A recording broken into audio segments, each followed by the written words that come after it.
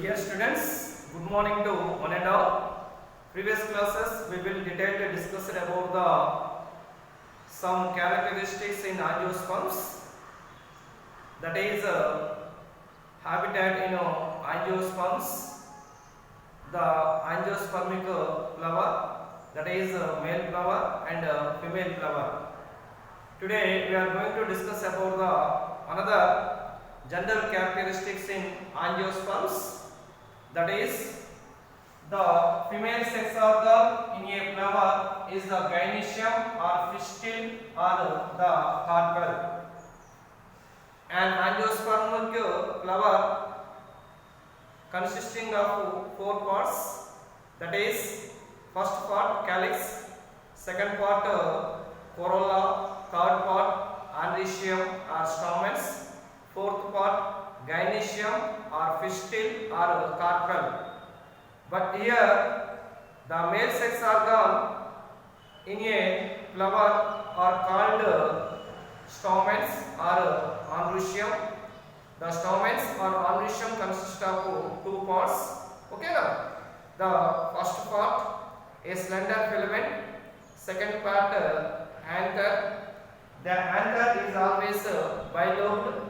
By means the anther containing two lobes and each lobe containing several microspore mother cells. These microspore mother cells undergoes meiosis to be produced each time four microspores or four pollen grains. And the female sex organ in a flower are called the gynoecium or pistil or carpel. This is a female sex organ. This female sex organ of gynoecium or pistil or carpel consists of three parts. First one here ovary, second one here style, third one here stigma. So the ovary is containing ovules. So dear students, in an angiosperms, so the ovules is always inside of the ovary. The ovules are always inside of the ovary. Okay, now next coming to the pistil consisting of an ovary enclosing the one to many ovules. So the pistil consisting of ovary. The pistil consisting of ovary enclosing the one to many ovules. These are ovules. One to many ovules. One to many ovules. Each ovule again containing one female gametophyte or one embryo sac. One female gametophyte or one embryo sac. Okay, now the female sex organ in a flower is the gynoecium or pistil or the carpel. This is a female sex organ of gynoecium or pistil or carpel. Pistil consisting of an ovary enclosing the one to many ovules. So within each ovules containing a megaspore mother cell undergoes meiosis to produce four megaspores. In generally, each ovule must should be containing megaspore mother cells. But here the anther containing several megaspore mother cells, several microspore mother cells. But here within ovules containing a single megaspore mother cell. Okay, now the anther containing several microspore mother cell. So each microspore mother cell undergoes meiosis to be produced each time four microspores or four pollen grains. All are active. All are active or functioning microspores. All are active or functioning microspores. But here within a single ovule containing a single megaspore mother cell. A single megaspore mother cell. So a single megaspore mother cell undergoes meiosis to produce four megaspores. That is short form MMC is also. That is short form MMC. MMC means microspore mother cells and megaspore mother cells and megaspore mother cells. These are 4 megaspores. 4 megaspores. Why? Because a single megaspore mother cell undergoes meiosis to be produced 4 megaspores. But here a single microspore mother cell or microsporangia mother cell undergoes meiosis to produce each time 4 microspores or 4 pollen grains. These are active or functioning. But here a single megaspore mother cell or MMC undergoes meiosis to be produced 4 megaspores. But here usually only one megaspore develops into highly reduced female gametophyte or embryo sac. Only one megaspore. So only one megaspore develops into highly reduced female gametophyte or embryo sac. By means a single ovule containing a single embryo sac or a single female gametophyte. But here a single microspore or a single pollen grain containing 2 male gametes.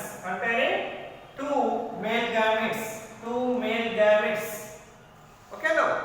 So a single pollen grain, a single microspore to be produced one male gametophyte, a single male gametophyte containing how many male gametes? 2 male gametes. But here a single ovule containing a single female gametophyte or a single embryo sac. In generally 4 megaspores are developed, but 3 megaspores are degenerated. Only one megaspore is active and functioning. The active and functioning megaspore to be produced reduced female gametophyte or embryo sac. Okay, clear?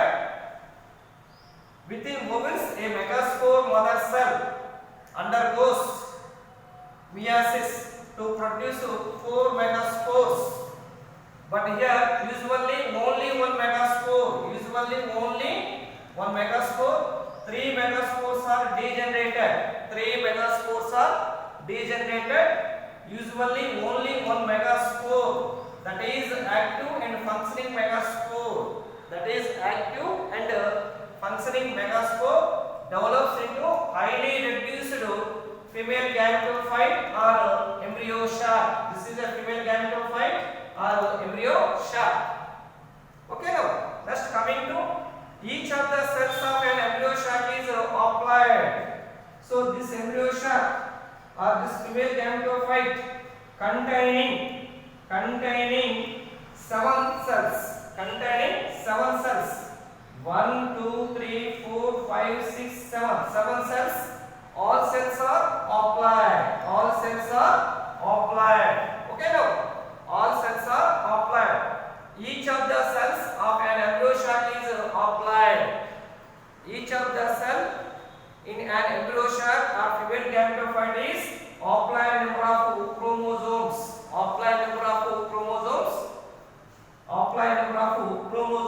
Okay now, each of the cells of an embryo sac is haploid. That is one number of chromosomes, one set of chromosome. Next coming to each embryo sac has a 3-celled egg apparatus. This is the egg apparatus. Each embryo sac or female gametophyte has a 3-celled egg apparatus. So the 3-celled egg apparatus comprising or consisting of one egg cell.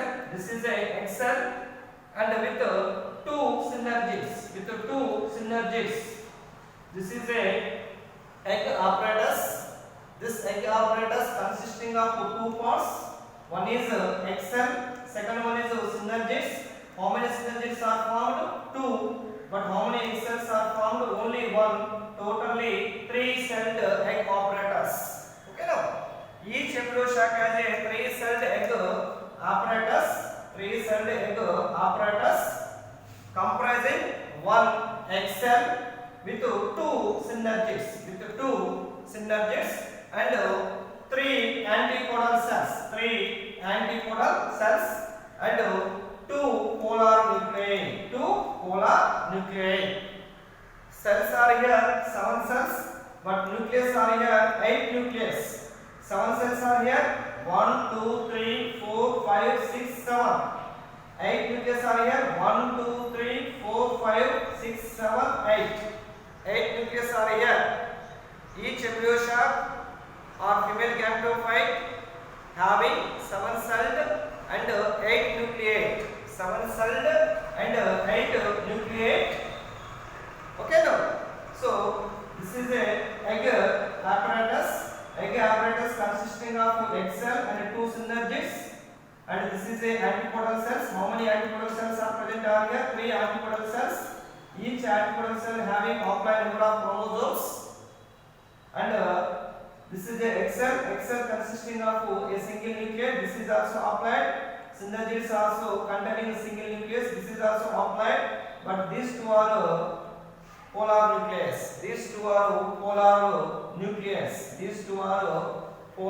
nucleus.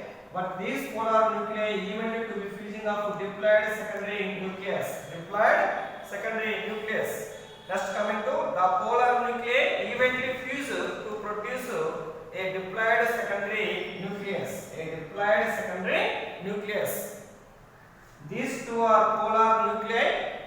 Two polar nuclei eventually to fuse in a produce to one diploid secondary nucleus. That is diploid number of chromosomes or two set number of chromosomes.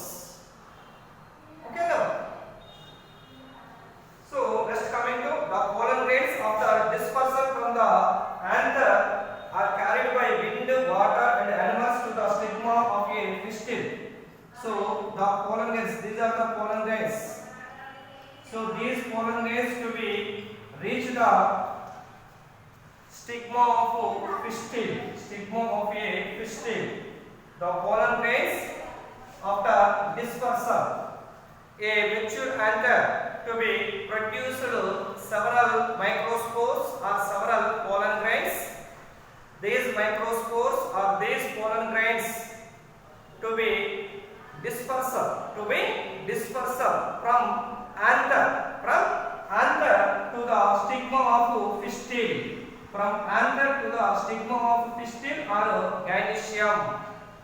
Through these pollen grains to be reach the stigma through the wind. So pollen grains takes place in wind or air, that is called entomophily. And pollen grains takes place by water, that is called hydrophily. Pollen grains takes place by biotic agents like animals, that is called anemophily. Okay now. The mature anther to be produced several pollen grains or several microspores. These several pollen grains or these several microspores dispersal from anther to the carpel or pistil of stigma through wind or air and water and biotic agents like animals, such as pollen grains takes place by wind, that is called entomophily. Pollen grains takes place by water, that is called hydrophily. Pollen grains takes place by biotic agents like animals, that is called anemophily.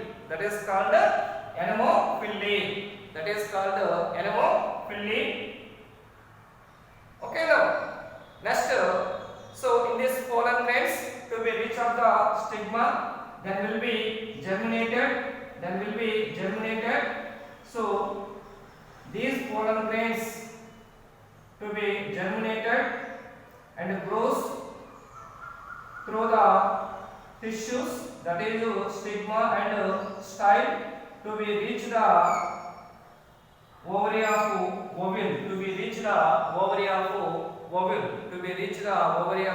ovule.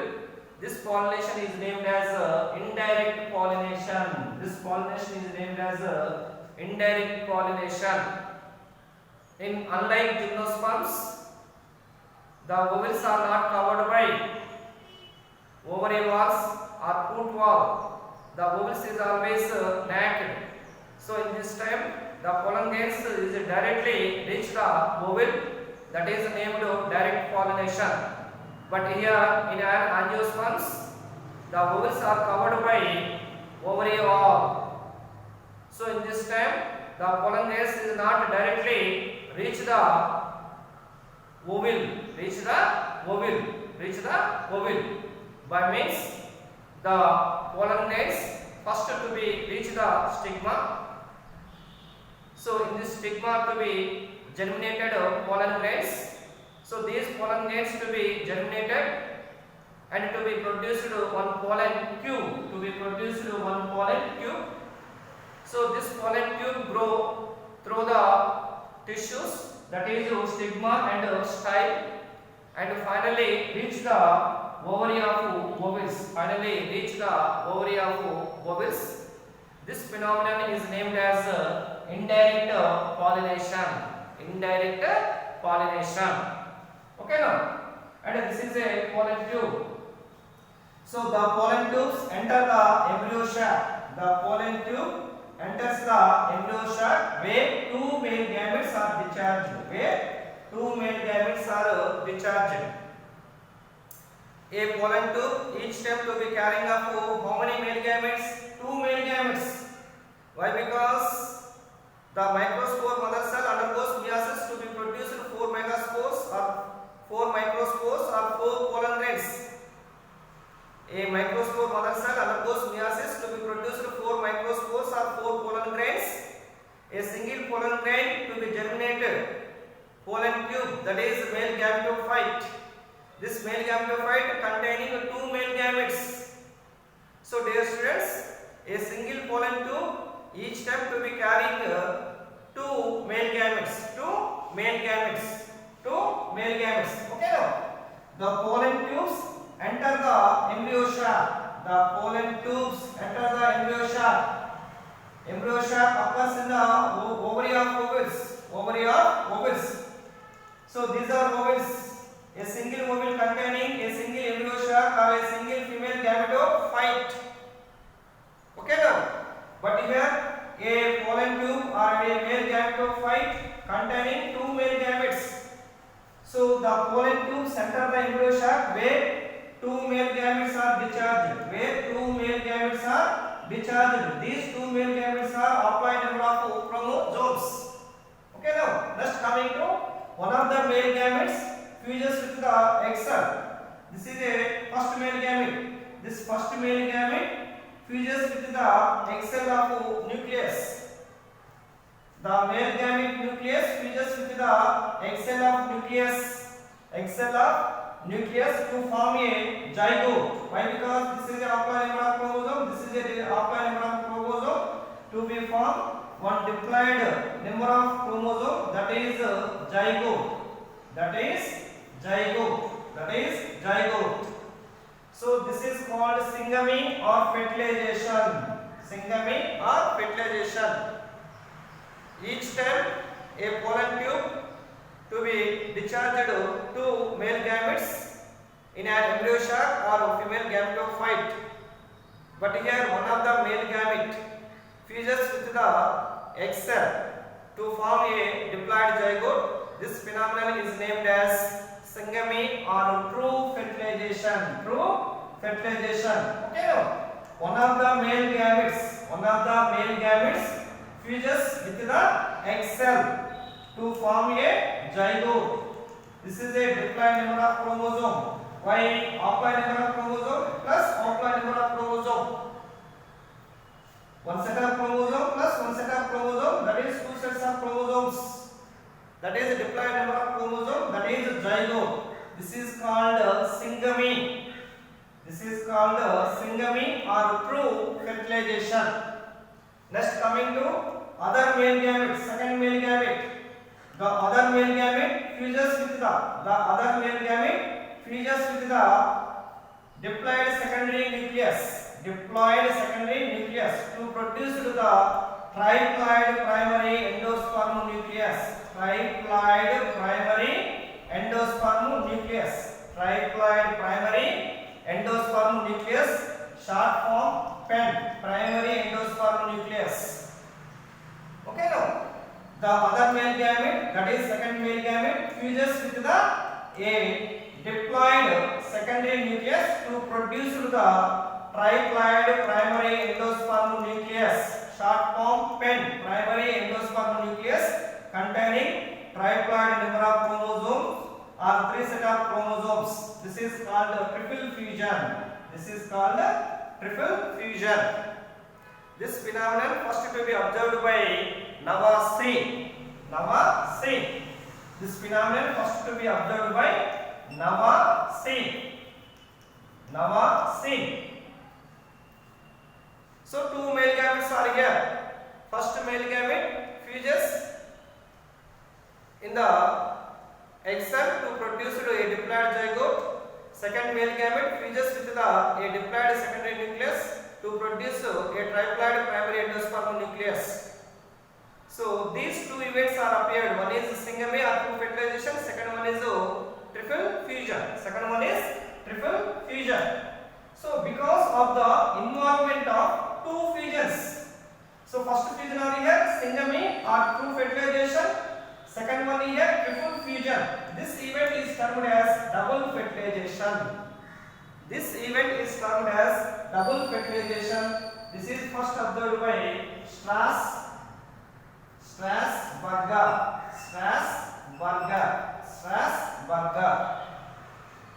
Because of the involvement of how many fusions? Two fusions. One is syngamy, second one is a triple fusion. This event is termed as double fertilization. Double fertilization. This is a first fertilization. This is a second fertilization. First fertilization are here syngamy. Second fertilization are here triple fusion. So this phenomenon is termed as double fertilization. So in this double fertilization, first to be observed by Strasburger. Okay, now Strasburger. So after fertilization, so the zygote become embryo and the triploid number of primary endosperm nucleus to become endosperm. This endosperm is always to be providing a nourishment of food material, nourishment to be embryo shock, nourishment of food material in this embryo. Okay, now after fertilization, the diploid zygote is modified to embryo. The triploid primary endosperm nucleus are modified to endosperm. After fertilization, zygote become to embryo. Primary endosperm nucleus become to endosperm. So this endosperm is always to be providing a nourishment or food material within the embryo. And another events are here. After fertilization, ovary become to fruit, ovules become to seeds. Okay, now after fertilization, some of the events are to be appeared. Ovary become fruits, ovules become seeds, zygote becomes embryo, primary endosperm nucleus become to endosperm. This endosperm is always to be providing a nourishment within the embryo. And remaining after fertilization, these two synergies and three antipodal cells are degenerated. Okay, now this is a female sex organ and female gametophyte or embryo sac. So those events are here. One is syngamy, second one is triple fusion, that is double fertilization. This is a female sex organ, that is gynoecium or fistula or carpel. This is a well developed embryo sac or female gametophyte. This is a pollen tube containing two male gametes. Next, coming to classification in angiosperms. Okay, now the angiosperms is further divided into two classes based on the cotyledons in the seeds. So these two classes are here. First one here dicotyledons, second one here monocotyledons. Dicotyledons, second one here monocotyledons. Okay, now the angiosperms is further divided into two major classes based on the number of cotyledons in the seeds. The first class are here dicotyledons. The second class are here monocotyledons.